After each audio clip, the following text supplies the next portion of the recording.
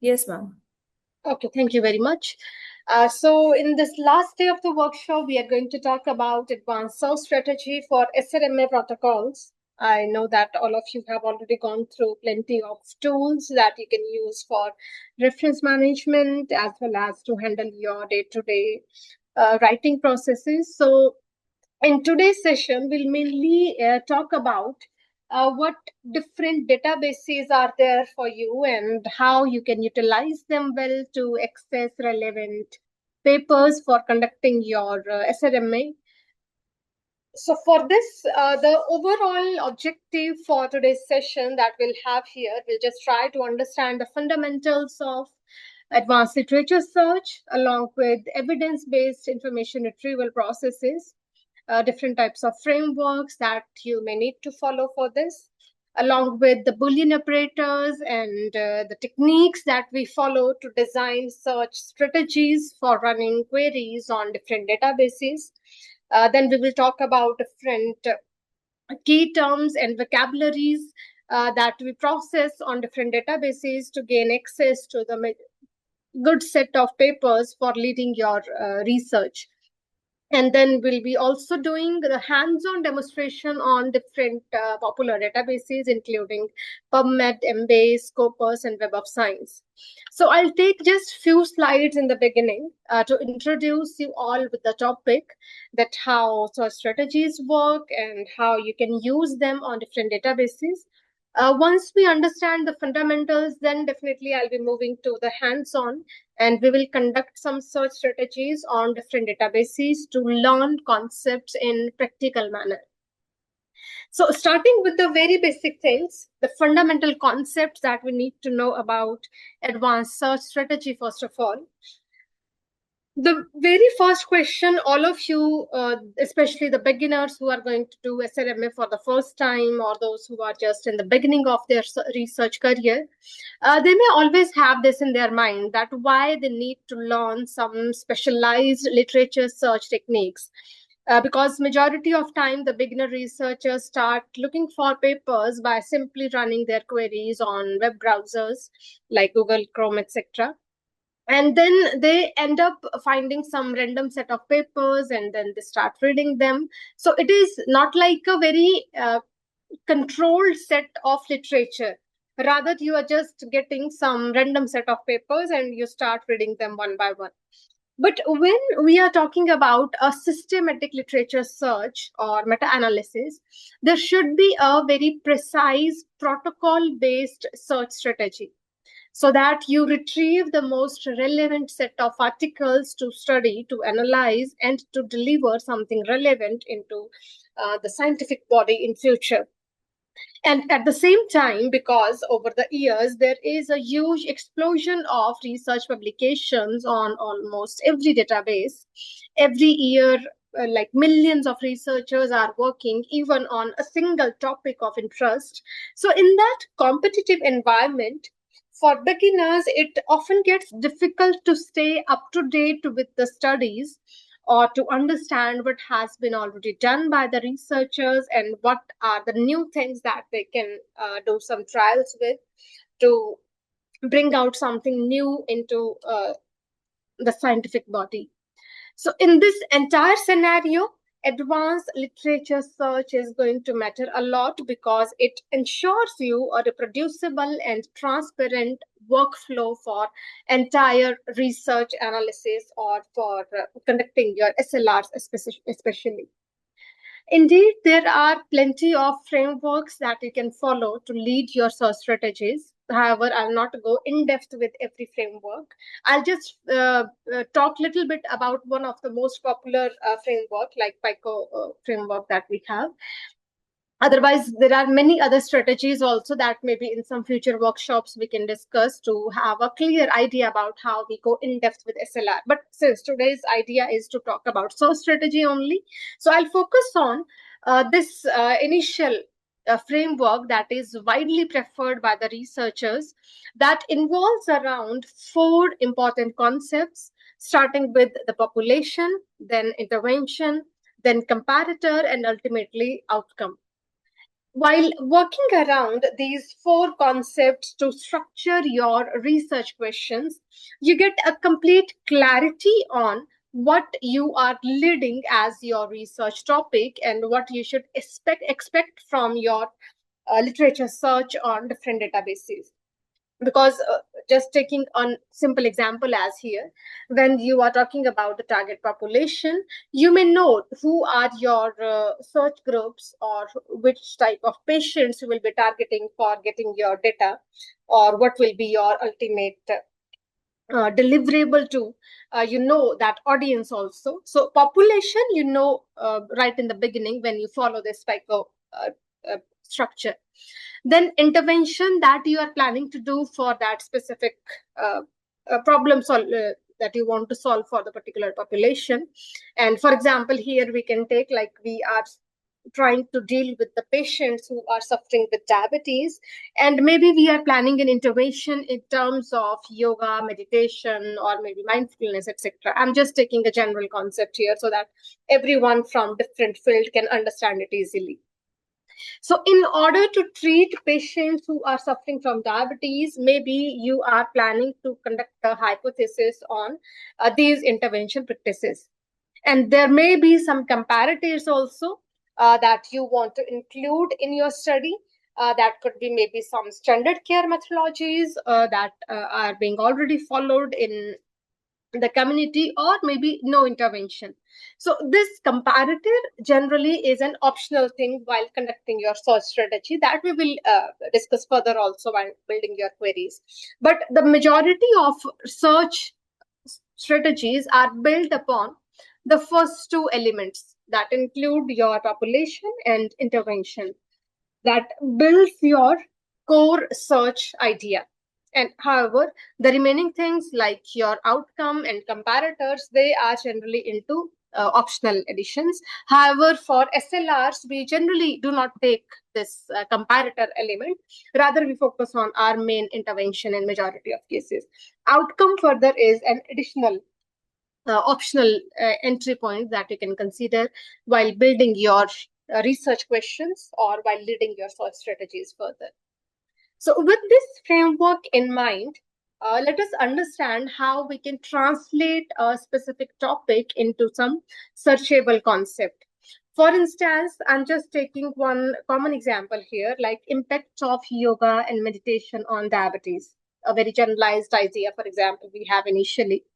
So, first of all, we need to identify concepts out of this wide research topic that we have considered for our research. Maybe at initial level, you are just separating the essential concepts that you need for your searchable query later on. So in the first stage, we can have concept in the form of population, and that we know from this search query directly that they are diabetic patients. At the second level, we have intervention. And here we have already highlighted in our search query or the research topic that it is yoga or meditation practices on which we are focusing right now. And then there are some optional concepts also, like maybe the outcomes if you are already focused on achieving something from your research topic. So it could be maybe glycemic control or maybe HbA1c, whatever you are considering as an outcome of your entire analysis. So based on the concepts that you build initially, you may need to extract the relevant keywords one by one. That could be either from some base papers that you study at initial level, or maybe when you have discussions with your supervisors, maybe when you discuss things with your peer groups. At that time itself, you start recognizing the top keywords that belong to your area of interest. So you just jot them down. You just put them into your notes and keep them in your radar that these are the target keywords if I have to lead any kind of search query further. Even when you start reading like first two, 3 papers or 4, 5 papers that maybe your supervisor has suggested you, or maybe your peer groups have suggested you to start with, from there itself you start noticing the keywords that they are very finely highlighted on your articles itself. So just jot them down, that what are the popular keywords in my area of work. And then you will be able to convert them into specific search blocks, and that we will learn step by step further as well.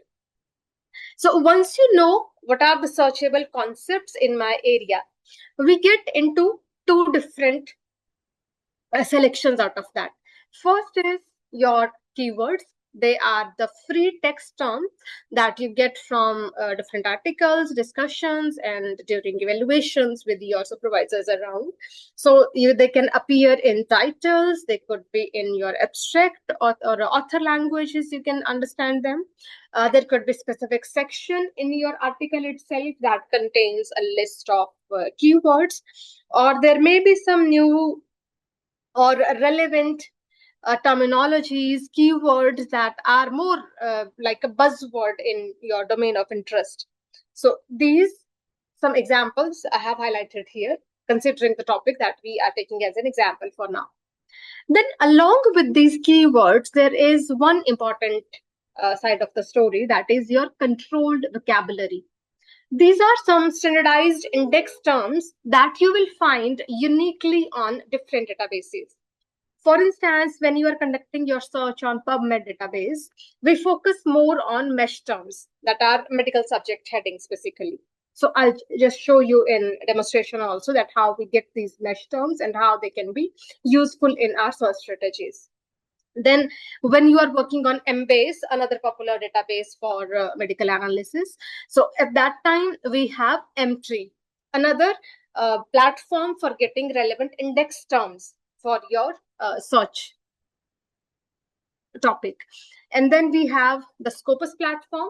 Although this doesn't follow any specific controlled vocabulary, there are some keyword based searches that we follow on Scopus, but still there are possibilities to add some filters that we will learn in coming discussions. And with your Web of Science, again, there are possibilities to add keywords and categories, and still they do not follow any specific standardized indexing term database over there. So for all these databases that we popularly use for medical analysis or synthesis of different studies, we just need to keep these in mind, that these will be the popular vocabularies we need to introduce into our search strategy. And how we do that we will learn step by step further. So initial difference as a beginner you need to know between keywords and controlled vocabulary. For your keywords, they are basically some captured, unindexed, or new terms that are gaining popularity in your domain of study. And they may sometimes even cause noise because they are just some buzzwords. And when you type them into your databases, they may find a very large number of articles for you, and some of them may be like not very relevant to your work. So but when we need a very controlled outcome, very specific outcome, and we just want to avoid the noise in our article retrieval process, at that time we go ahead with the controlled vocabulary, and it includes basically some standardized key terms that we already discussed in terms of mesh or Mtree, etc. And it helps us to increase precision in information retrieval process. It is important to understand that there are some matrices that we follow while conducting such literature search that includes mainly precision and recall. For instance, precision we consider for the times when we need to calculate the percentage of retrieved articles that are relevant during your search query. And how this precision is going to help us, whenever we have higher precision during your search or advanced search on databases, it means we are getting fewer irrelevant articles. That will definitely provide us better outcomes for conducting any SRMA strategy further. And this can be achieved by using variety of filters. We can have controlled vocabularies or even proximity search that we will learn further.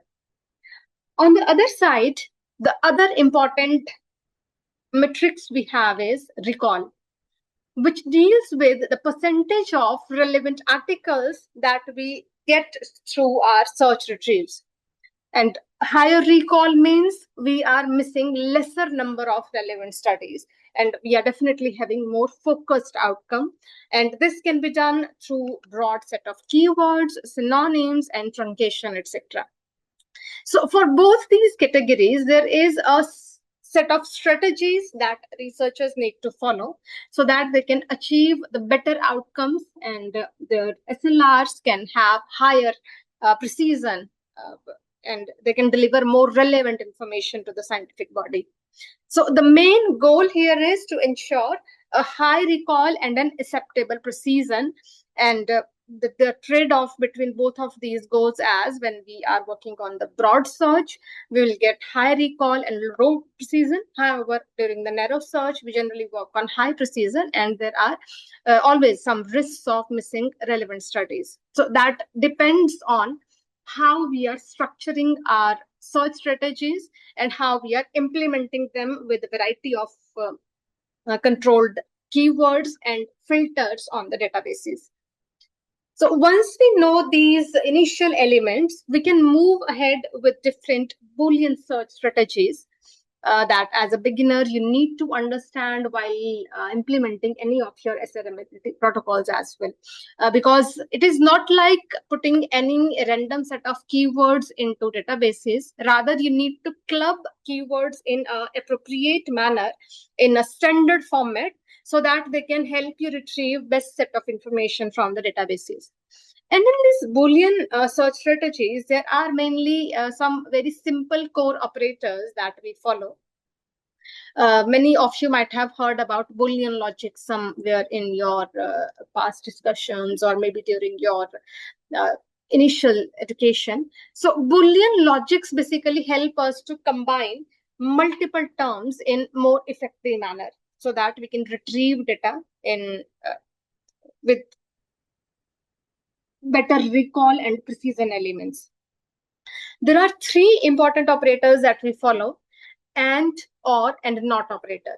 Each one of them have their own importance, and there is a strategic way to use each one of them into our core search strategy. The main purpose behind working around Boolean logic is that they help us to create a unified relationship between concepts. They assist us to control scope of search instead of working on a very unrelated database.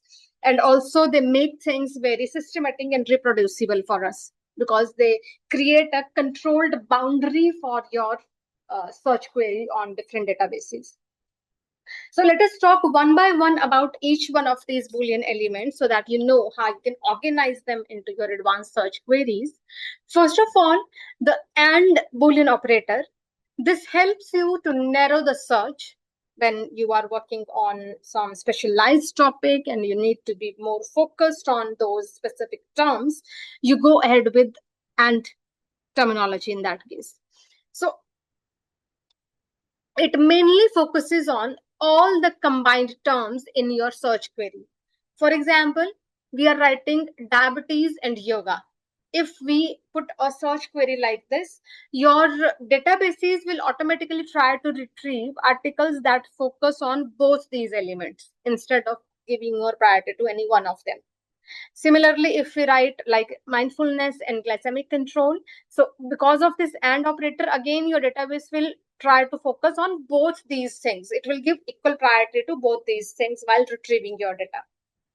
And the outcome of this kind of combination is that you are able to reduce total set of results, because just try to understand the basic concept here. If we are running a separate priority search on diabetes and yoga, they may link into several different directions. Yoga may have its several different applications. Diabetes treatment may have different set of procedures. So there may be like millions of results belonging to each individual category.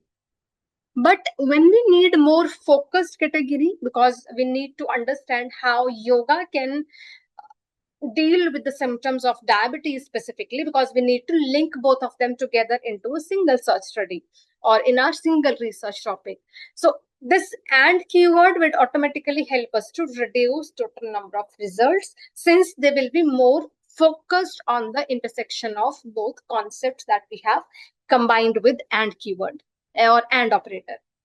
And this ultimately leads to more relevant outcomes in your search retrieval. Second, we have is with or operator that helps us to broaden the search basically.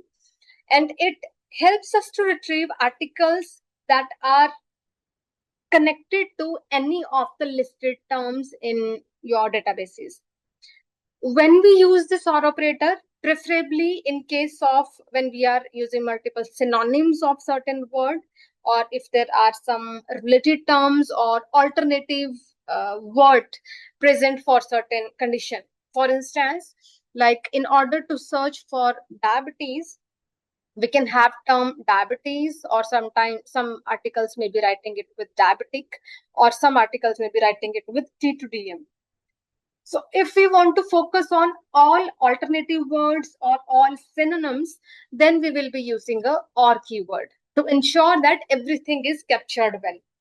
So it will naturally help you to expand your recall, but at the same time, it assists in building comprehensive search blocks for you, because it works on maximizing the coverage for your literature retrieval.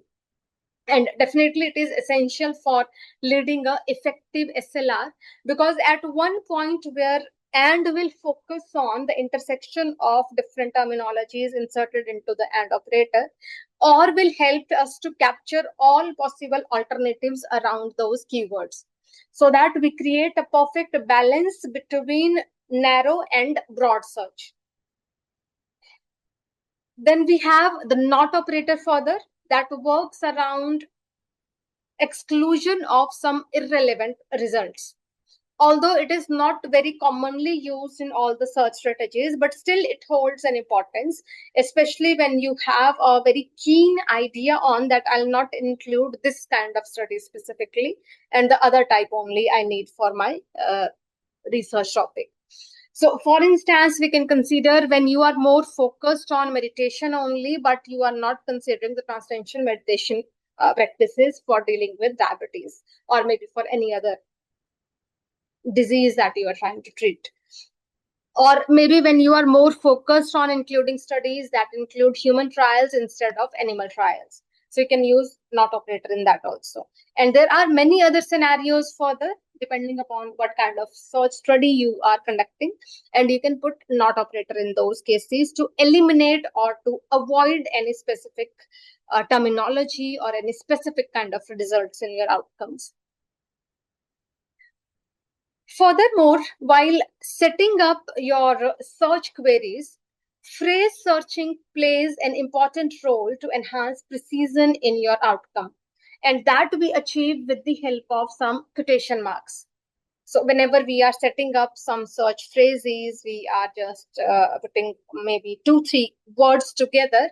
So we try to bind them within quotation marks.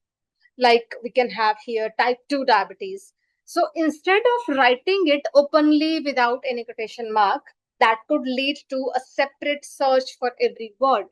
We bind it within some quotation marks so that equal priority can be given by the database to this set of words. It is considered in like a connected word during any of the search or any of the information retrieval process. Similarly, instead of searching for yoga and therapy separately, that could lead to a very huge flood of articles that could be irrelevant also. We bound our database to search for connected words, yoga therapy, with the help of these quotation marks, and so on for many other connected words that form a strong keyword together. So in majority of cases, you will find like whenever we design keywords, there are several times more than one keyword in your search phrase. So in that case, these quotation marks play very important role in setting up everything together, that you can experiment on the real databases also as we move forward. Then we have some truncation and wildcards also. Although not all the databases allow you to use truncation and wildcards, but still on some platforms you will be able to use them. And how they're going to help you mainly. In case of truncation, it helps us to retrieve words that are related to the base stem instead of increasing our size of search query. Like for instance, if we have to cover these two important keywords together, in general, you would be writing them with or combination because they are just some alternative words representing similar kind of thing. But instead of increasing your query by combining such type of words into or combination, we can simply use a truncation character in the form of an asterisk. And this helps us to cover both these elements since they are associated to a same stem word, that is diabe. So with this diabe, I can just put a asterisk in front of it, and that will lead to the truncation, and it will automatically link to all the words that start with the same stem. Similarly, it goes with the meditation also. One more example I can give you, like medit becomes the base stem, and when you put a asterisk in with it, it will automatically cover both of these, meditation and meditative also. So you need not to put them into separate or combinations, rather just one word in your truncation and everything is covered with that. And the examples go so on with the type of stems or base words you are following in your search strategy. On the other side, we have the wildcard that we represent with this question mark generally. And it helps us to replace a single character in our words. So instead of writing something like this in a separate or combination to ensure wider coverage, we can just write a single word with this wildcard placed at the point of wherever a variation in spelling is possible.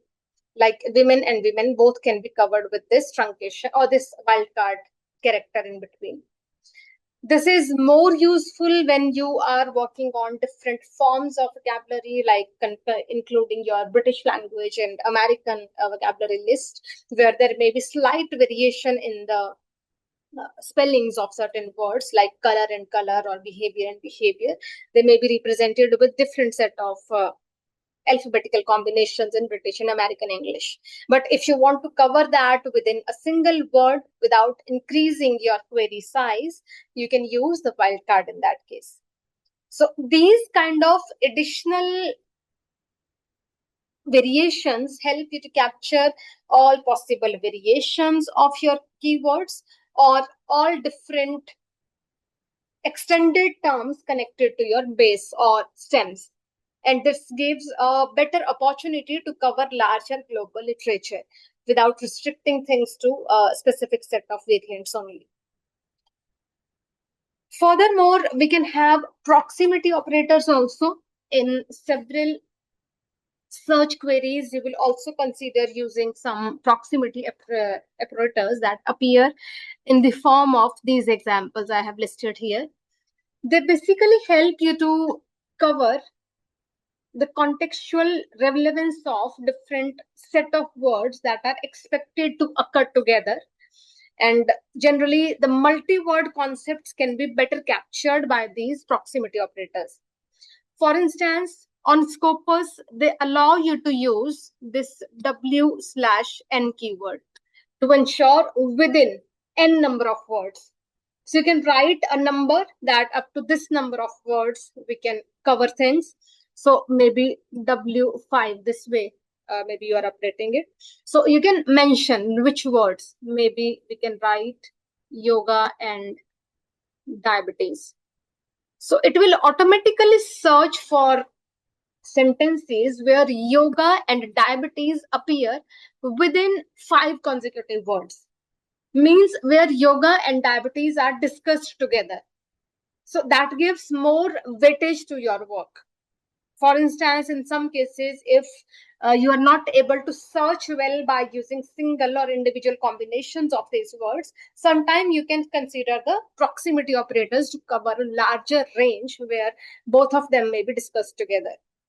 Similarly, on Web of Science, they allow you to use near/n operator that also belongs to the similar concept where you can just search some nearby areas within a specific word count to find relevance of certain keywords present in your abstract title or maybe in full text anywhere. So these kind of proximity operators can be written in several different forms in your search query itself, like examples I have given here. And they may assist you in presenting your concepts in more precise manner for retrieving more relevant articles in the search queries. Then there comes an important concept of nesting and building your complex search queries. It is not like all the concepts that we discussed till now, we have to use them independently in different stages. Rather, the final query that we designed, it generally focuses on all these elements, and we mainly nest all these techniques together to form your final search query. It ensures a correct execution with the Boolean logic and a well-structured, multi-layered combination of keywords. For instance, it could cover all the synonyms, all the essential words together, along with the highlighted phrases within inverted commas in a single query, so that you can cover up all essential things in single search query. And this may provide you better access to a systematic structure or can deliver you more professional outcomes from your SLR level queries, and definitely works as the main foundation of any of your SRMA approach. While combining these different search techniques together, we generally prefer considering executing search in different blocks, a combination of or and operators while putting different phrases or truncation characters all together at relevant places. So it can generally go with your population and interventions as separate blocks that we can combine later. Because like the population we have at initial stage, that may form a single set of keywords that we can have with the or combination, because there will be some alternatives or synonyms to each other. Similarly, in the second concept where you are talking about the intervention techniques, you can have another set of or combinations covering the wider range of interventions possible that you are considering for your research. And ultimately, you can have a combination of block A with block B through a AND operator that gives equal priority to block A as well as to block B, so that the articles get retrieved by considering the completeness of both blocks. And this kind of search block combination goes well with all popular databases like PubMed, Embase, Scopus, and WS, etc. I'll show you this block combination also while doing the demonstration further. So with all these discussions that we had till now, the best practices that you have to keep in mind is whenever you have some synonyms to combine, make sure you use or operator. When you are combining different concepts, you use and operator. Then not operator, you have to be very careful with. Only when you have some specific key terms to be excluded or specific areas to be excluded, then only you prefer not. Otherwise, you need not to use this not operator. Then quotation marks you need to prefer when you have multi-word phrases that essentially have to be combined during your search strategy. And other than this, always make sure you check behavior of your designed query on different databases, because it is not always necessary that a single search query will work perfectly fine on all different databases. Sometimes we have to alter certain queries to get a better result on other databases. And at the same time, it is always suggested to build your queries incrementally and essentially test every block separately. Like you build first the population group, you test that, you build your intervention group, you test that and see if they are linking to relevant set of articles. Then you combine them, then you check the outcomes, and you maybe insert some quotation marks or truncation characters, and then you see the refinements with time. So this will help you to get a refined version of query after multiple tests that you build incrementally and can give you more validation for your outcomes. And always make sure that you document all versions of search strings so that you have relevant proofs to discuss with your peer groups, with your author groups, with your supervisors to validate your search strategies and how you achieved the final best set of outcomes with your advanced search query. Now, moving to another set of relevant elements in your SRMA search strategy that includes controlled vocabulary. Coming to the special things, mesh terms, entry, and different filters that you will have to use while building your search strategy.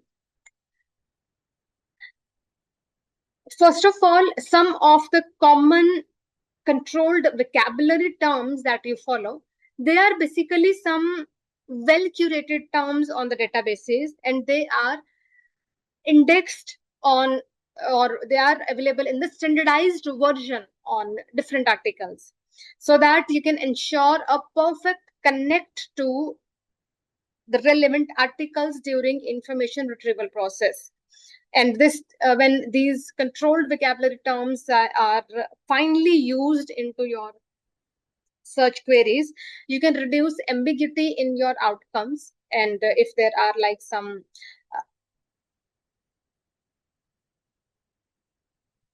synonyms that you are taking just from your general query all the time, maybe they could not link to the most relevant indexed articles available in your databases. So better to use these controlled vocabularies at that time so that you can have the most relevant concepts attached to your outcomes automatically.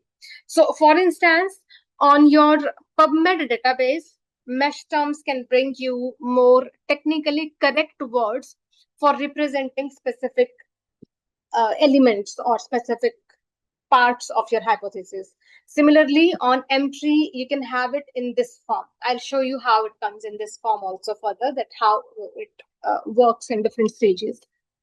First of all, starting with the mesh terms that are more popular on PubMed database. These are basically some medical subject headings, and they show you a hierarchical taxonomy for organizing specific biomedical knowledge on the PubMed database. This follows a tree-based structure and starts with the broader terms and explodes to narrower terms while ensuring wider coverage of articles. And the best thing is that these mesh terms are updated every year on the PubMed database so that they can help you connected with the most relevant articles through these controlled vocabulary terms. Similarly, on Embase platform, you will have entry terms. They are also a set of controlled vocabularies similar to mesh terms, but they are named as entries on Embase. And there are few additional possibilities also available on this M3 terms because they are more frequently updated in comparison to your mesh terms generally. And they offer you more granular terms also in comparison to mesh so that you can have a better outcome. And even the size of this controlled M3 terms is very huge so that it ensures higher coverage.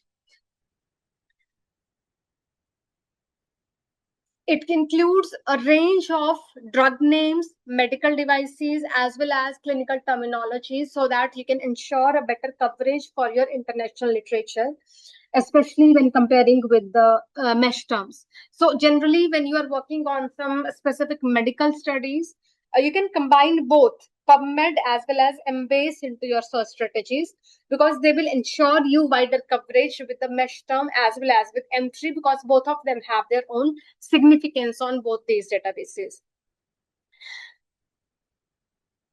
The technique that you have to follow specifically while setting up your standardized strategy for specific topic, like on PubMed, make sure you go ahead with mesh terms on your mesh browser that is available as a dedicated platform of PubMed itself. Similarly, on Embase browser, you will have a specific section of M3 where you can have a specialized hierarchy for the key terms. And then you process your SLR by combining the most relevant search vocabularies, key terms together into a specific set of keywords, and then run it on your specific databases to retrieve best set of articles. While combining your keywords with the controlled vocabularies, we always make sure that there is a specific combination technique we are following. For example, you can observe here that when we combine normal keywords with controlled vocabulary terms, we represent them with these specific square bracket terms. Like mesh terms, we write specifically with the mesh word enclosed in square box. And similarly, for the general keywords, we write tab for the database, for your PubMed database specifically, that focuses on title and abstract to find out these general keywords or the buzzwords that we have around our study. This helps us to ensure comprehensive search on the database basically. And after this, we can even have database specific search filters, like I discussed in the beginning also, that not all your platforms will provide you all set of outcome just by running a combination of keywords only. Sometimes we need to put additional filters also. That could be on terms of language criteria, species correct criteria. Sometimes you are focusing on specific age groups. During your randomized control trials, you can have specific criteria there also. You put that also into your study types, or maybe you can control based on the publication dates. Like for your SRMA or SLR, you are focusing maybe last 5 years of studies or maybe last 10 years of studies. So you can put that filter also on your search platform directly. Similarly, on Scopus and Web of Science, you have another set of filters because they do not follow controlled vocabularies for you. But still, there are different types of filters that you can follow. That include even document type filter also. Like if you are more focused on the review articles only for your initial study, you can put that filter. When you are more interested to get the experimental articles only, you can put a document type filter for that also. Along with the other filters that goes with language or time span or even subject area, etc. Other than this, it is even possible to apply study design filters on certain databases, although not on all the databases, but few databases allow you to apply these kind of filters as well. Like maybe some popular filters that medical studies may require: RCT or clinical trials, similarly observational studies, cross-sectional or cohort or case control studies, and similarly systematic reviews when you are more focused on getting these outcomes only. So that also you can mix up with your existing search filter with a specific publication type that you can adjust into your search query itself. That goes with both PubMed as well as Embase. So in both cases, you can apply these kind of study design filters as well.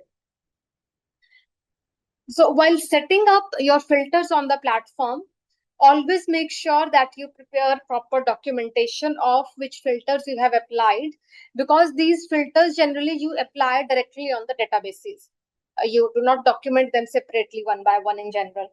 But when you are finalizing your search query, we always recommend that you ensure your documents or your notes contain all the filter types that you have applied, so that your search outcomes become reproducible, because you know which filters you have applied. So in future also, if you conduct the same search, you know which data range I have to apply, which study design I have to consider, or which language I have to focus, and accordingly the same articles you can retrieve in future also. That could ensure reproducibility of your search strategy in the long run.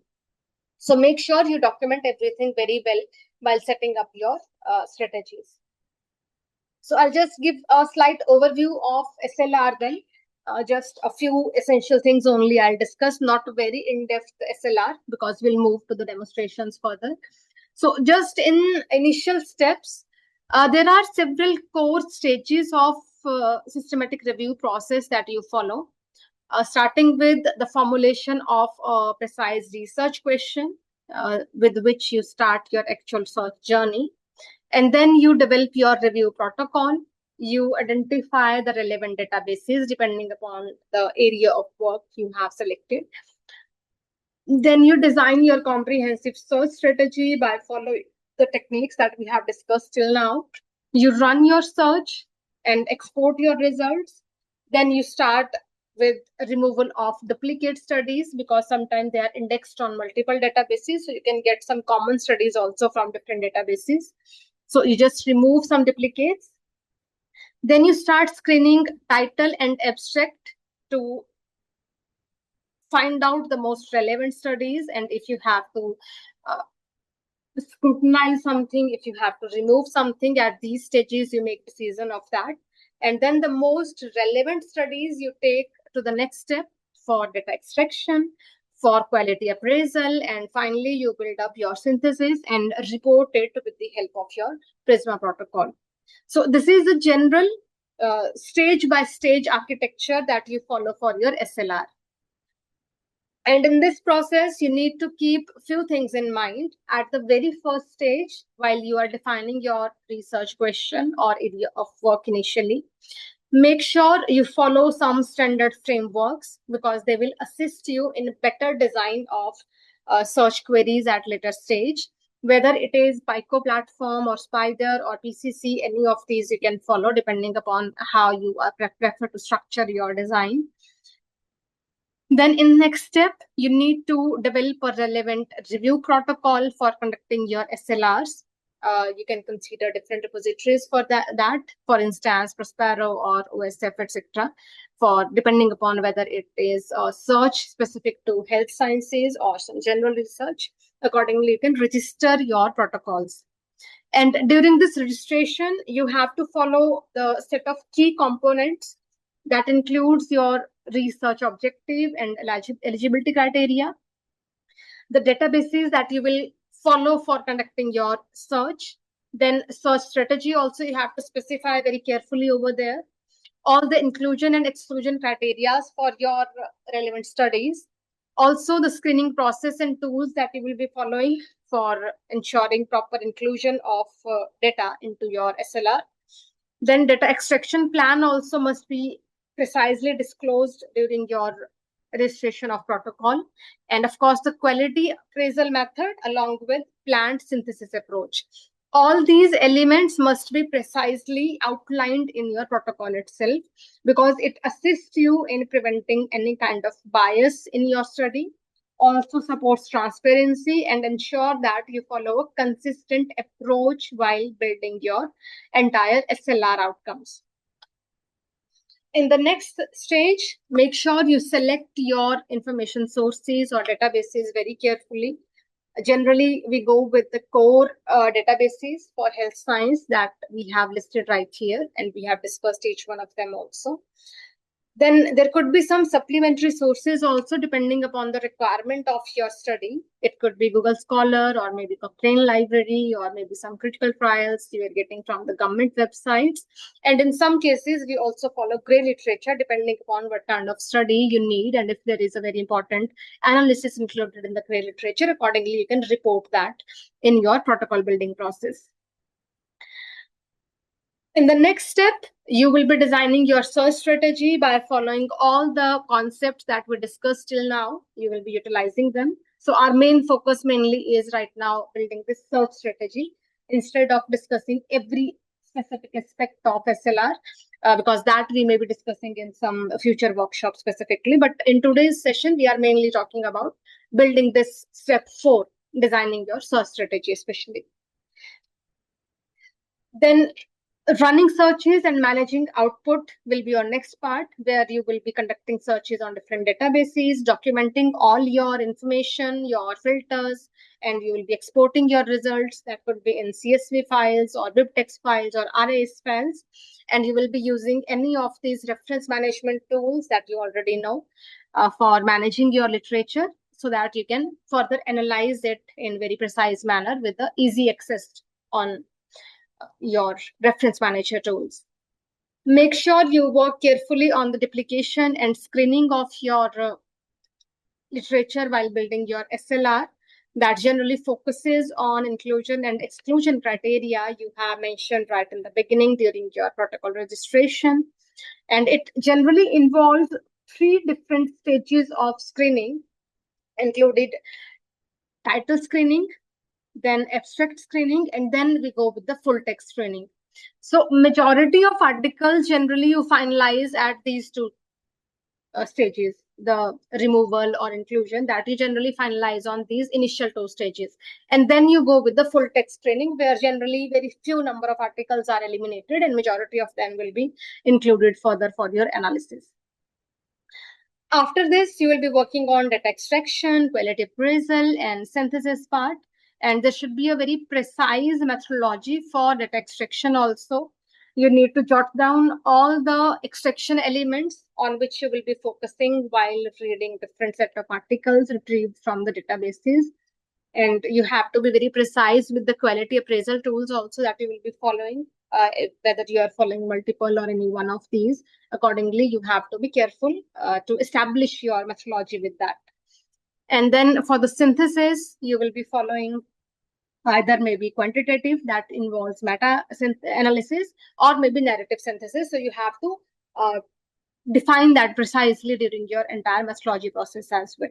And ultimately, you will be doing the reporting part that includes variety of flow diagrams, tables, appendices, and even search logs, providing a clean history of how this entire SLR was conducted and how you reached to a specific conclusion or recommendation after that entire analysis and synthesis.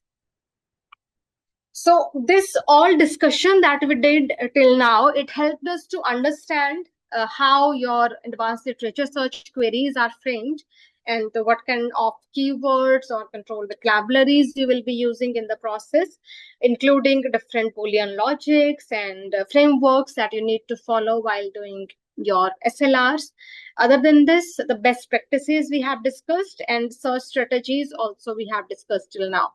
So this was just a theoretical overview of the concept that we follow in this entire process. And now we'll be talking about the implementation. I'll be giving you demonstration with different tools, different platforms that we can consider for this purpose that can make things easier to understand for all of you. For instance, I'll go to the platforms one by one. For instance, at very first stage, I'm going ahead with PubMed. And whatever we just discussed throughout the session, those things only will jot down step by step here, and we'll try to run some strategies on these platforms. So first of all, we'll just put up our topic of interest in front, like maybe a topic or a hypothesis initially we are setting up. We are just trying to analyze effect of yoga or meditation on diabetes among pregnant women. Maybe this is our initial topic that we are trying to study, or for which we are trying to conduct our advanced search on different databases, so that we stay focused on this only. Now, out of this topic, as we discussed in entire theoretical session also, the very first thing we need to do is identify concepts out of this. So the very first concept we will have from here is in terms of your population, and that right now is this set, pregnant women. So we will write this as our first set of concept. Then we will write the second concept. We will document everything step by step so that we do not lose control on our search technique, and we have proper documented format for everything. Then maybe I'll run here for diabetes, or maybe if you have any specific terminology to follow, like gestational diabetes, I'll write here. That depends on your specific medical terminology that you may get from your initial discussions, or depending upon how you are finding your initial base papers to start with certain topic. Then the third concept, based on the PICO platform, that framework that we have used earlier, it could be the intervention. And for this, right now we are following yoga or meditation. Make sure we are using the or concept here. yoga or meditation, ensuring that they can be covered based on their individual presence in your entire database during search strategy.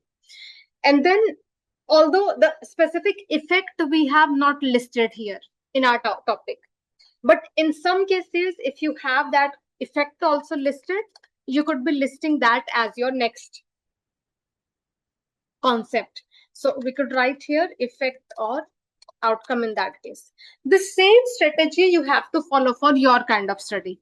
There could be different types of concepts that you are following depending upon your hypothesis or initial research topic. Just streamline that into specific set of concepts that you will be keeping in mind. So maybe here we are using blood glucose, or maybe it could be diabetic outcomes specific if you are considering anything specific, or it could be glycemic control, maybe we can take.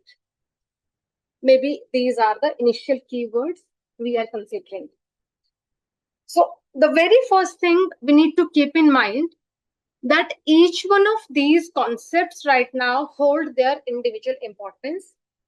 That means they will be combined with the and term. When we are combining these different concepts with each other, they will be combined using and term. So the structure will be concept-wise ending. And when we are just using some synonyms from individual concept, like maybe for pregnant women, we may have different types of synonyms or alternative words in list. So we'll be putting that. Or for the population itself, you can have different, like maybe diabetes could be your another population aspect here, because we are focusing on these elements. So that could be your another, or we can say mainly pregnant women with diabetes, mainly that will be taking as your population concept in that case. So you will be putting them separately as per your initial strategy into or and keywords. So let us start with first a simple search, a very basic search where you will be just following the initial key terms that you have or initial keywords that you have. Maybe we'll write pregnant women that you have from the first term, and then we can have maybe diabetes, and then we can have maybe yoga. A very simple search for any beginner could be something like this.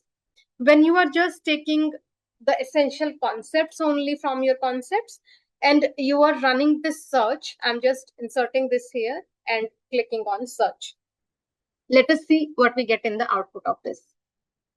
You will observe here, we are getting 6 results that have a core focus on these terms only, either in title somewhere or either maybe in anywhere in the full text or maybe in the abstract. So this is how it just highlighted those things that it found relevant. But this is covering just 6 studies only. So we can be very sure here, even when you are just starting with your first search strategy, that it is not possible that only 6 outcomes will get with this important topic. There may be several other studies that might be conducted by the people around. So why we are not getting all of them? It means our search strategy is not fine. Because taking just one example, it is not necessary that all the articles will be using word pregnant women only. Maybe some of them are using some alternatives like pregnancy, maybe prenatal, or maybe the antenatal. These kind of alternative words or synonyms, etc., may be existing in the database.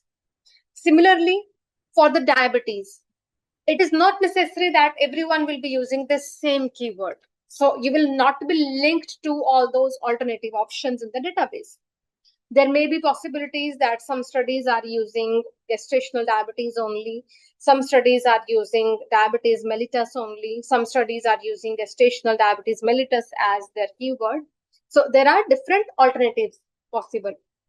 Same goes with the yoga. Maybe some are using yoga only and others are using maybe yoga therapy or prenatal yoga, etc. as their relevant keywords. So it means we need to improve our population concept or even your conditional aspect or even the intervention concept. We need to improve it step by step with the possible alternatives. So what I'll do here is, in the next stage, let us start step by step with first population, with the population concept first of all. So let us combine the possible keywords that we will find in your open literature. Whenever you read some articles or you go through some open literature, you will find the common keywords over there. So let me combine them only, like pregnancy, pregnant women, or maybe prenatal, or we can combine maybe antenatal. All the possible terms that we know that they exist as a buzzword in our databases, or we can call them free text terms. We generally call them as free text terms that we openly know that these are the possible combinations we can have. Now, for instance, I run this search for this population concept only. Initially, I'll run it for the population concept only just to see how it links to different articles. I'll run this here, and then you will observe a very huge number is coming out, more than 2 lakh articles. Again, it will be little difficult to identify the most relevant ones because currently we just have the population concept only here. It is not necessary that they may be focusing on the diabetes concept or yoga concept only, but we are just searching the population concept only right now. Now, instead of using this with the free text terms, let us improve it further with the mesh terms or with the specific organization of free text terms. How we can do that? I'll go to the PubMed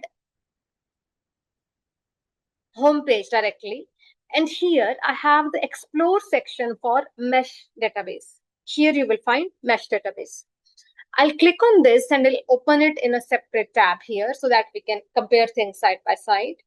And here you can find there are several different filters that you can apply to search relevant database, but I'll keep the filter as mesh over here, and I'll run one of my keywords that I find relevant for my population right now. So I'm just running this pregnancy to verify if this exists as an individual mesh term in my database or not, so that I can be sure that I'm using right set of keyword. So what I'm doing here is I'm just running this pregnancy keyword, and I'll be using this for analysis that what it is covering basically. You can observe this will provide you complete detailed information. When this term was introduced, that also is listed here. What subheadings are covered under this, that is also listed. And similarly, the tree also you will find. At this point, this pregnancy lies, and all these things are covered under this. So that shows that this pregnancy is a big umbrella term that covers plenty of things within it. So that makes sense for leading this as our potential term right now. So what I can do is from here itself, I'll just add this to my search builder. If I find this relevant, I'll add this to my search builder right here. We can prepare our search query here that how this should appear, because as a beginner, you may not be aware that how you write if this is a verified mesh term. So you just add it into the search builder and they will give you the exact idea that how you place it within your search index.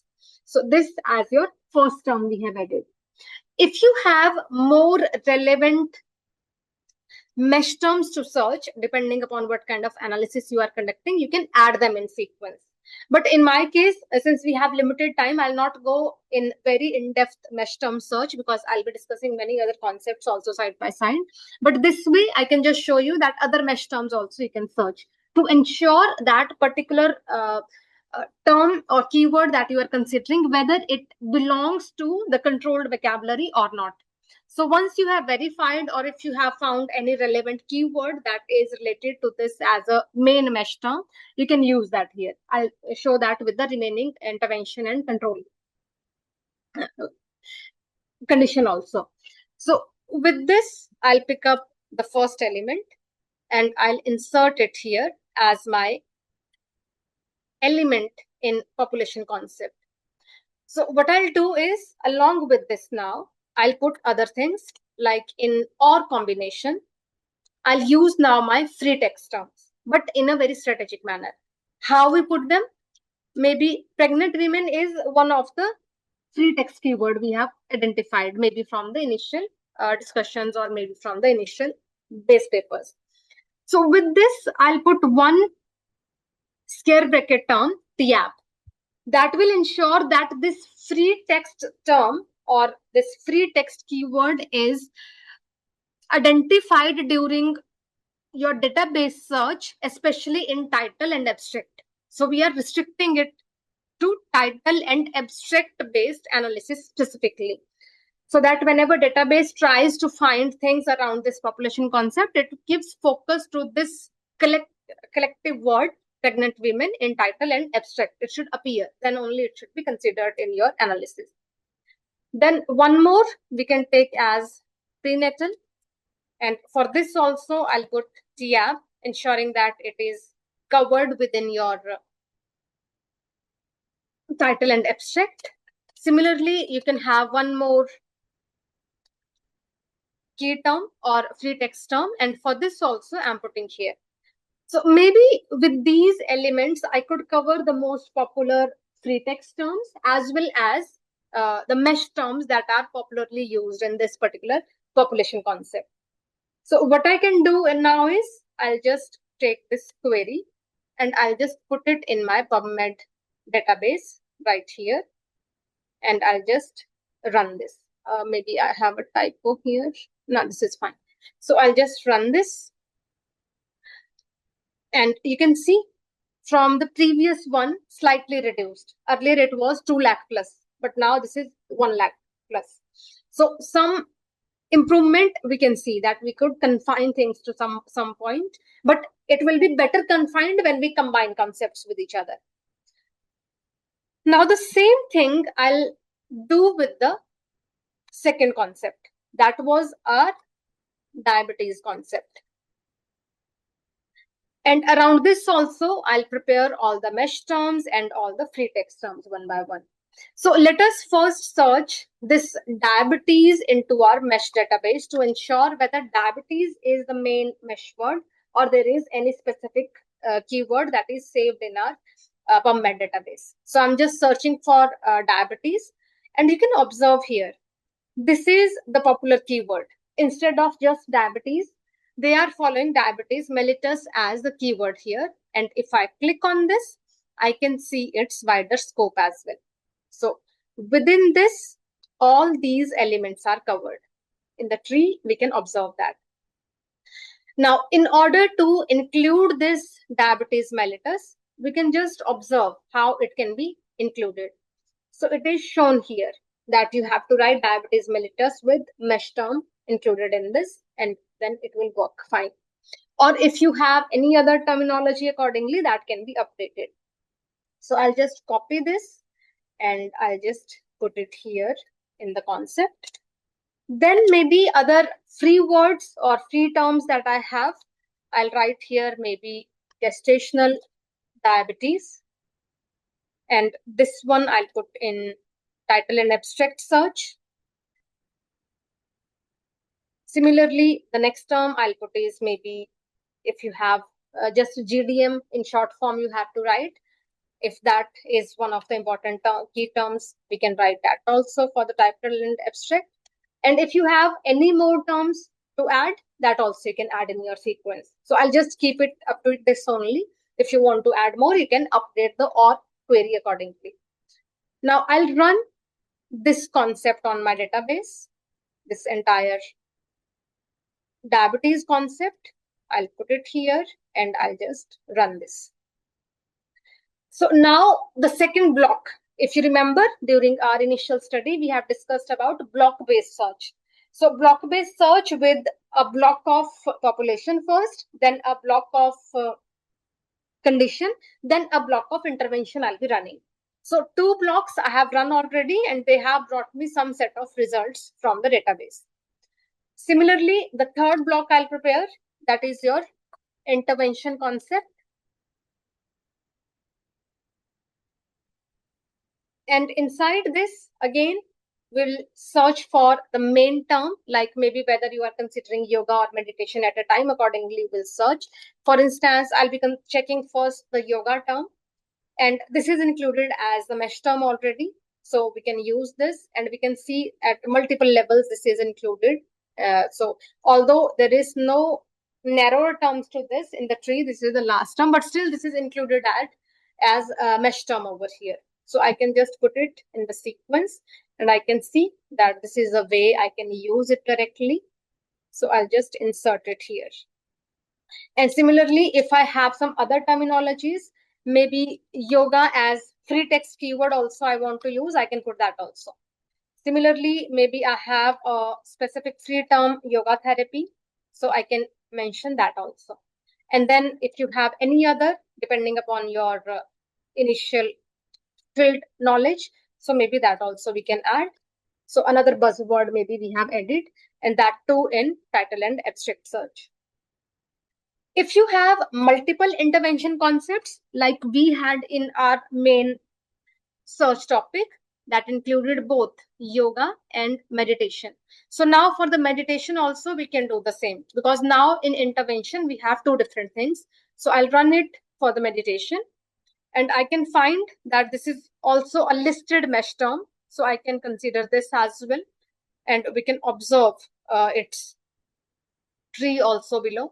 But currently I can just take this meditation as my mesh term, and I'll put here in the sequence of my intervention concept, along with other free text terms, like maybe meditation I'll include in my normal search also. Tab I'll write here. And then maybe if you are covering mindfulness also, you can put that also. Depends whether this is your relevant topic or not. And then maybe if you have any other query that you can put, but I'll keep it up to this only. So I'll just run this third one also now.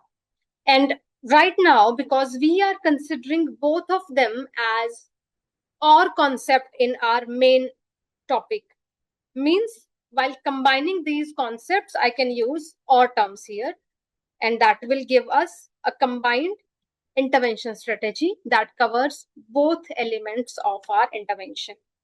So I'll just go to the PubMed search query again. I'll put it here, and I'll just run the search. So the third block also now I have inserted here. And this also retrieved some set of articles. Now, what we'll do next is we will combine all these three blocks. Currently, what I have done here is I have just created some set of keywords directly. But in your case, when you are doing it for the very first time, it is not necessary that you will be getting the final set of keywords in one go only, because we have limited time. So I cannot do like for every basic terminology right now. So some things I'm taking based on the domain expertise, that what are the best possible keywords to combine.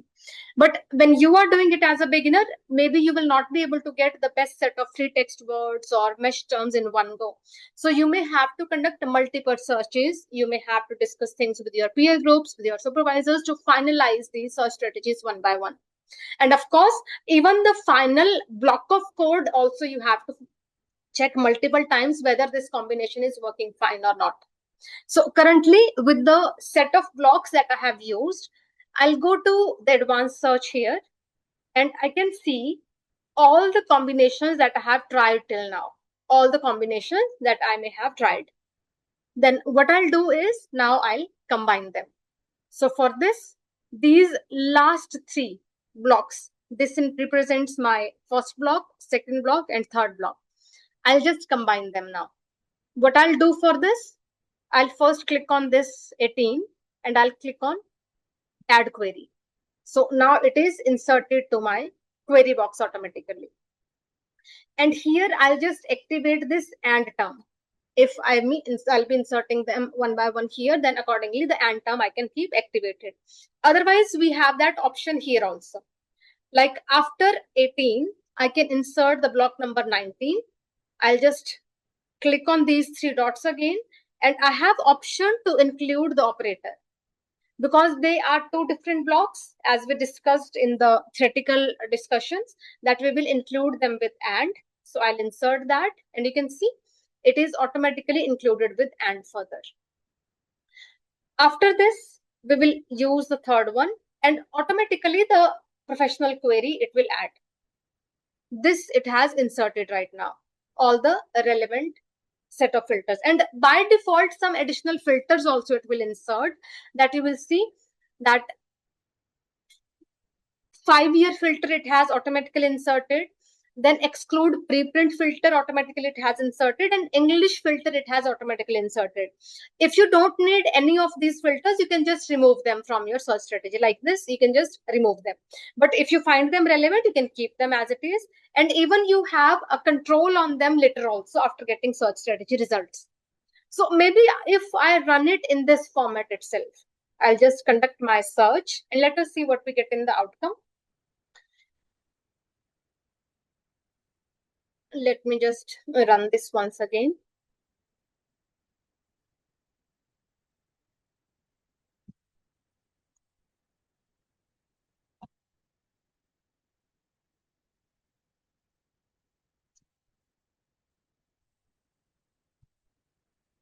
Okay, so I'll just put this one for once.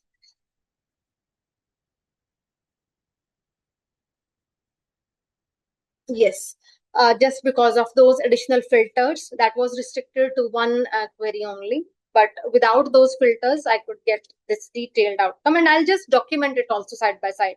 For instance, whatever the final block I may have run, like in this, the filter is 10-year instead of 5-year. The 10-year filter is applied, and this final query we are just documenting, and right now we have 1231 results from this search query itself.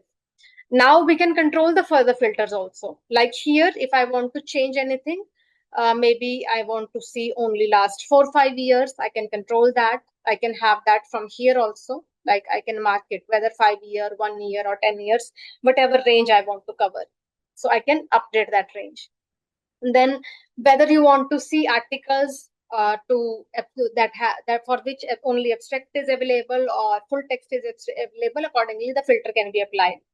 Many other filters are also available, like maybe you want to cover only clinical trials or maybe randomized controlled trials, that is study based filters that we discussed initially. So you can update those filters also. Then language based filters or species based, these all things we have discussed earlier. Then gender based filter, if you have specific, like we are currently talking about pregnant women only, so maybe you want to restrict this one also, so you can update this. So accordingly you could restrict it up to 336 results, a good number that you can use for your analysis further or for your initial studies. So with this, you can find your initial set of articles from PubMed itself. And the similar kind of strategies now you have to follow on the other databases also, but with little bit of specific vocabulary discussion that we have on the M-based database specifically, because there instead of mesh terms, you will have your M tree. So let us consider this similar kind of search strategy for the second database, that is your M-base. The initial documentation we have done, and now for the second platform, I'll consider the same topic. I'll not change the topic so that we can get some coherent results for this. The same topic will keep. So for this, the initial concepts will stay the same because we are considering the same topic itself. And even the initial studies also, like if some open search we are conducting, that may also stay the same during your initial stage search queries. But when there will be a time to introduce your M-tree terms, then you have to be more specific. So first of all, how you find the M-tree on M-base? You have a specific section for that. On the top of your this website, here you find M-tree section. I'll open this in a separate tab so that we can first observe what we get inside this. This will look something similar to your mesh terms in PubMed, but little different structure they follow for your inclusion in repositories. For instance, if I run the similar kind of search query, like there I have run pregnancy as my initial concept, I'll run this and let us see what it gives. You can see the tree. The pregnancy here is covering all these elements. On PubMed, we had different tree structure. Depends how they have curated their key terms, how they have maintained their database, and how they have included different subtopics under a specific key term. So you can observe here that how they identify it, and they are showing this number of results based on this pregnancy keyword. It shows that a very wide literature is covered within this pregnancy term. So we can just add to this to a query builder, and it will show you what is the format to be included if you consider this M-tree term. Like in case of mesh term, that there was a scare mesh word included in your search strategy. Here you can insert your M-tree term to query builder, and it will show you that how you write this specifically. So maybe we'll just take this for reference, and I'll put here for Embase. The first thing we observed. The similar kind of things now we can run for different elements also, like maybe for diabetes, or maybe if you have any specific term like maybe gestational diabetes only you want to consider. Accordingly, you can improve your keywords also. So I'll just run this, and we can observe that there are different elements covered. So when you have this kind of analysis, what you can do is you can see how many articles are being covered under single umbrella term. Like if you consider this term, 585 articles. If you consider this term, 474647, a very big number is being covered under this umbrella term. Then if you consider this one, a very large number. You can compare that how the specific key term may be incorporated into your entire database, and what level of outcomes you will be extracting while running this kind of query. So this is especially with the gestational diabetes. If we run, for example, for simple diabetes, if I run like this, you can observe that also. Then it shows that diabetes mellitus is the major term. It is highlighted on the top itself that you should use this as your major term, and then few others are highlighted below. So this looks more relevant this time. Instead of gestational diabetes, this diabetes mellitus looks more relevant.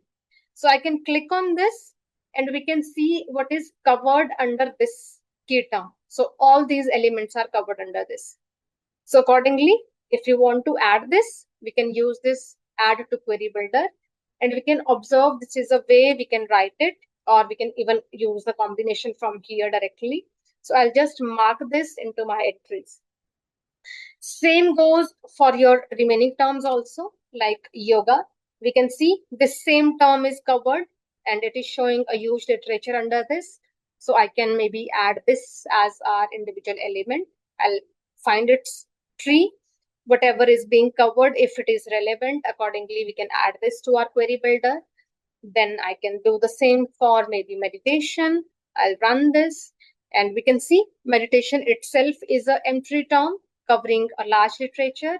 So I can go with this, and I can find plenty of things listed below this umbrella term. I can add this also into my query builder. So this also I have taken from here as an independent concept.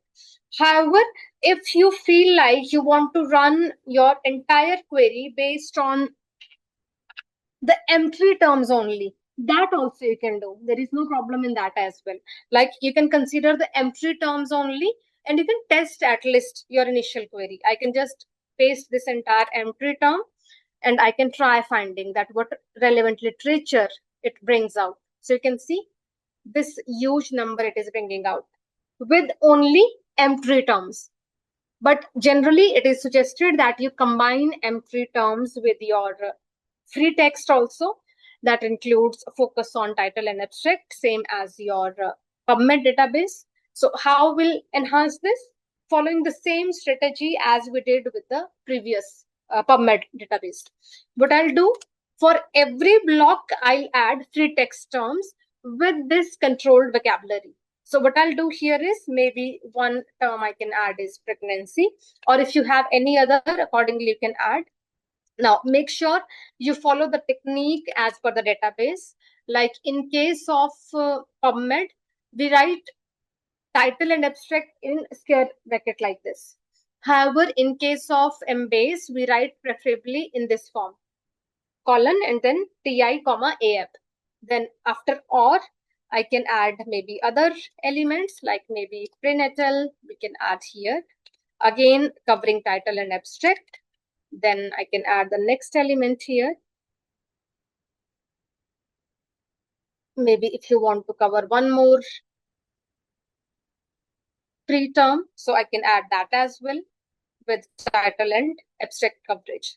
So now this becomes my population block. If you have more or words to add, accordingly you can update them as per your analysis. So if you want to add even pregnancy as a separate free text term, that also you can do, so that we ensure a proper coverage on title and abstract for this as well, instead of just focusing on the exploded terms only. So this can be also added as separate term here. Now I can do the same for my next block as well.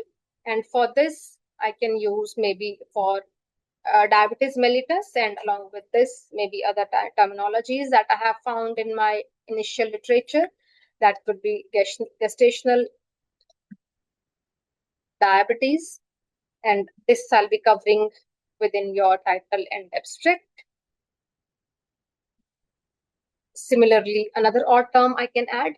Observe that I'm also inserting quotation marks, and since on Embase they generally follow single quotation mark, so I'll be following the single quotation mark here also to ensure the consistency with your query structure.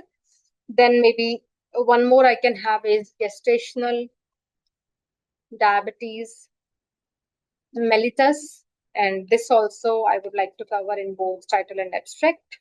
And if you have any other, you can put that also in sequence. Otherwise, I'll keep it up to this only. Then for the next concept, like meditation, and we had yoga concept also. Maybe I missed to add that. So I'll put that also over here with the standard terminology, yoga, and then exploded term that are associated to that. Then in or, I'll keep this yoga as my free text term also in title and abstract. And then I'll put the next one as maybe in the previous one also we have used yoga therapy. So I'll cover that also, title and abstract. Then maybe if you have any other keyword like maybe prenatal yoga, we can consider. So I'll put this one here again with title and abstract control. Then for meditation, I'll add one more or term here. And after this, the vocabulary associated to meditation, I'll add first the basic term only with reference to title and abstract search. Then maybe mindfulness as we have used last time. So I'll write here mindfulness also, again with title and abstract focus. We need to ensure that. So maybe all these essential items we have covered. Now the logic, again, here we have for yoga and meditation, we are combining them into the or logic because they are our alternative techniques or interventions we are following for the treatment. And then we have these as our independent blocks. So what this means basically, how we are covering this. First, we have pregnancy, then we have diabetes, and then we have this as yoga or meditation. So this is the strategy we are following right now to combine our blocks. So what I'll do is one by one, I'll take them to my search base.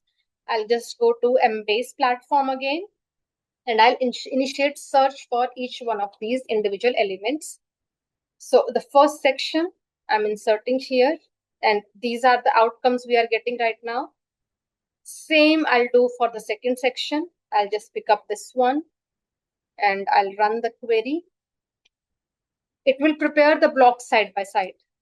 As we run the history, it will maintain, like you can see these ones here.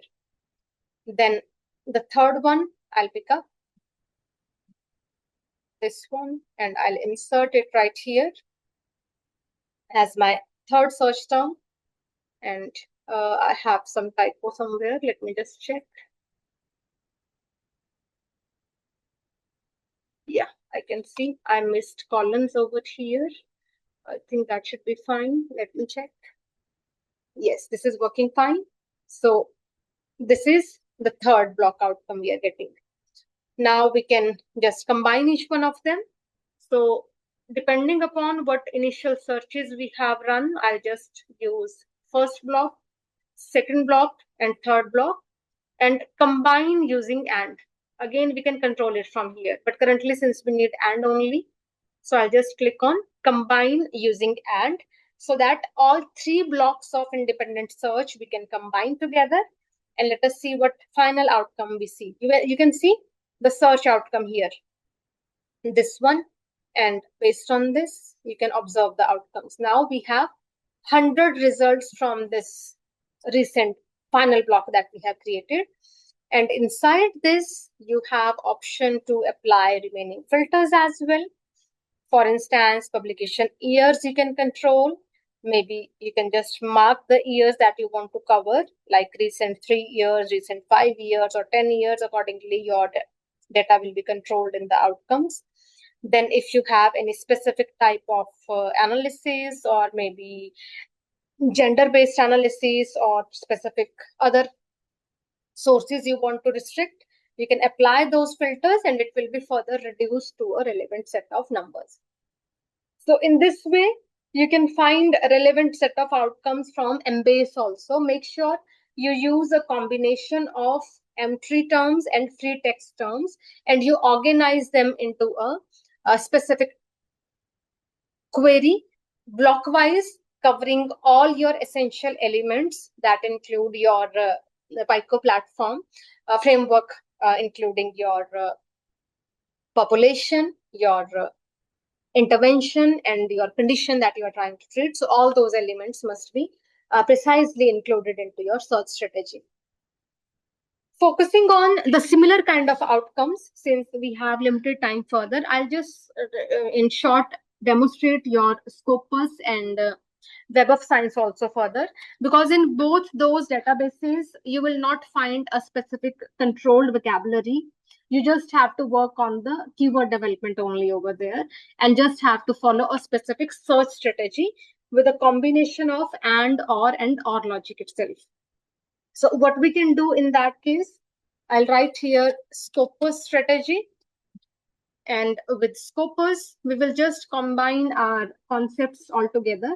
For instance, in the first case, we'll have pregnancy, or maybe pregnant, or maybe we can have pregnant women. We'll just try to cover all possible concepts that belong to our individual concept, because this time only keywords are our main asset, instead of finding any kind of controlled vocabulary. So first set, I have created something like this.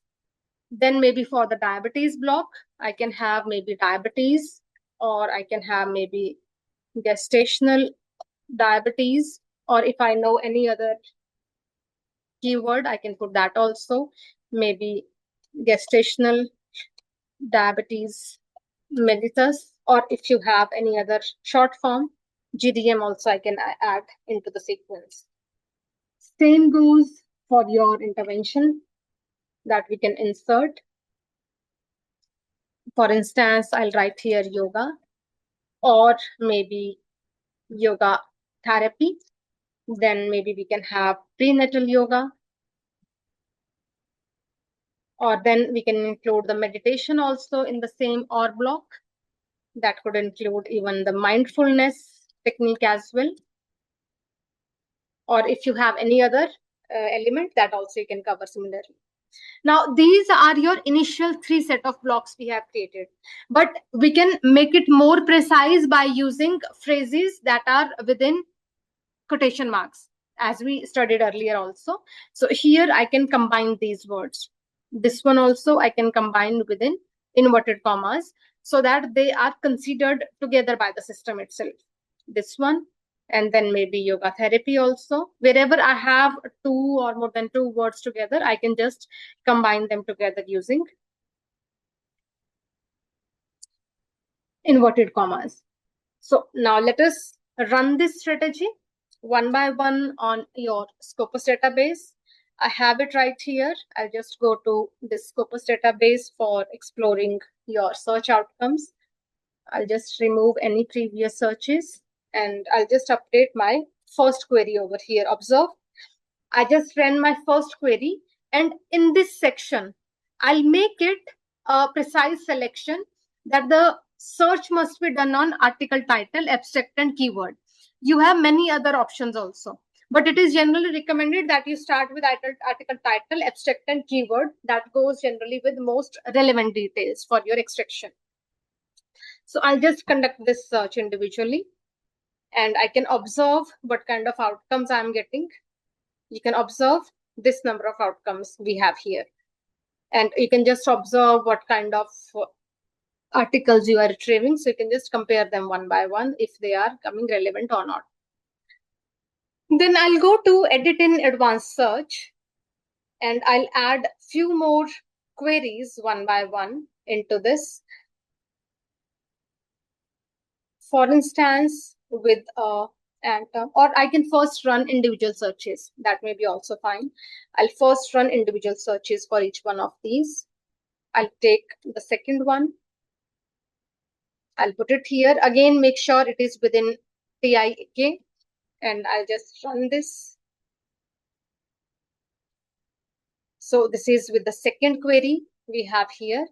And then with the third query also, I'll do the same for the third block.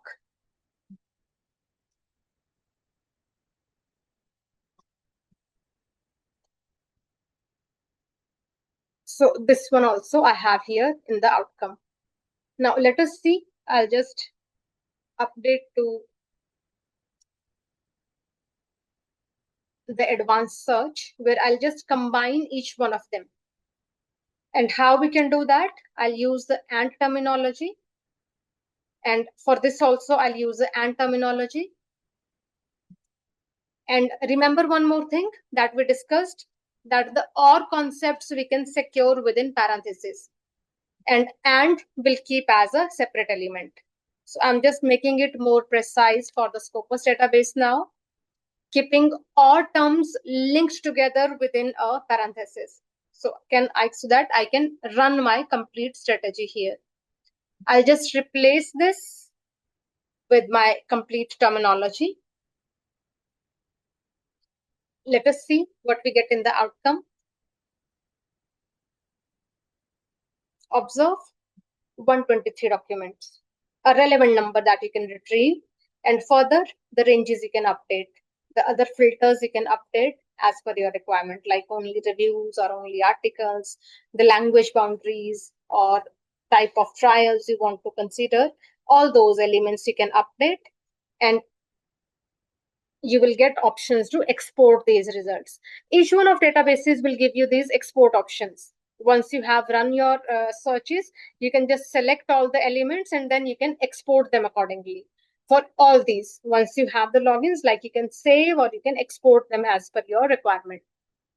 So for the Scopus also, I just told you a simple strategy now. You just have to combine the OR and AND terms together and you can get the relevant outcomes instantly.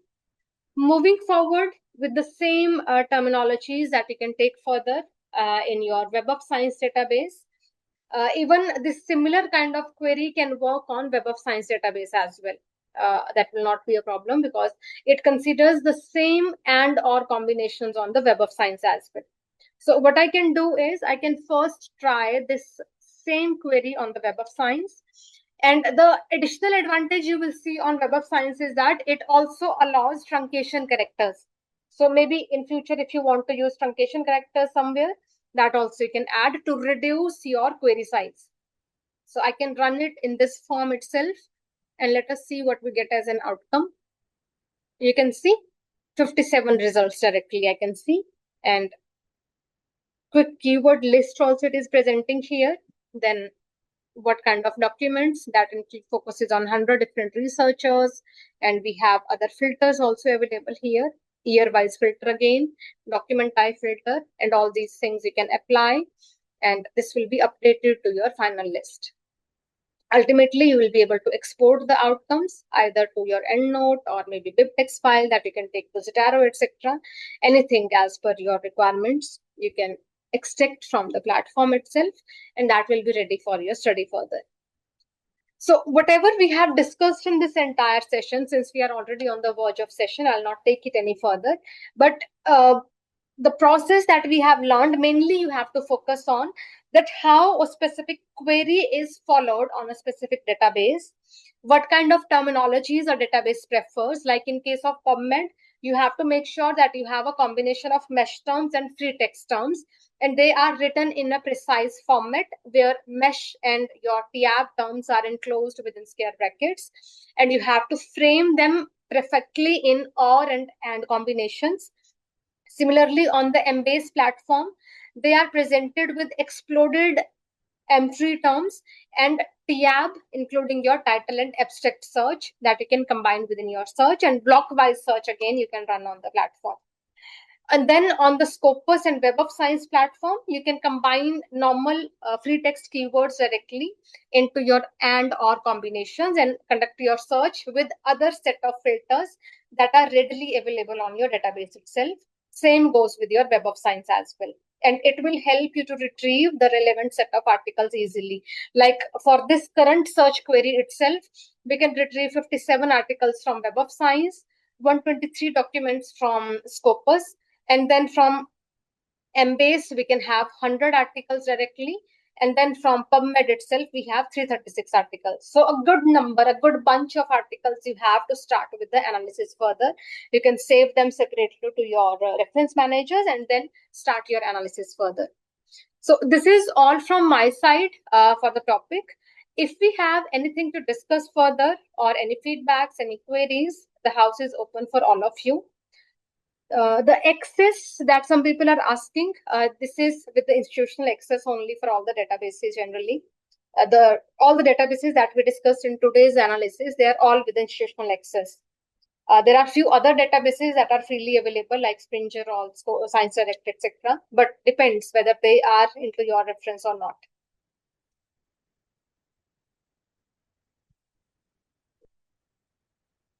I hope I could deliver you some relevant details.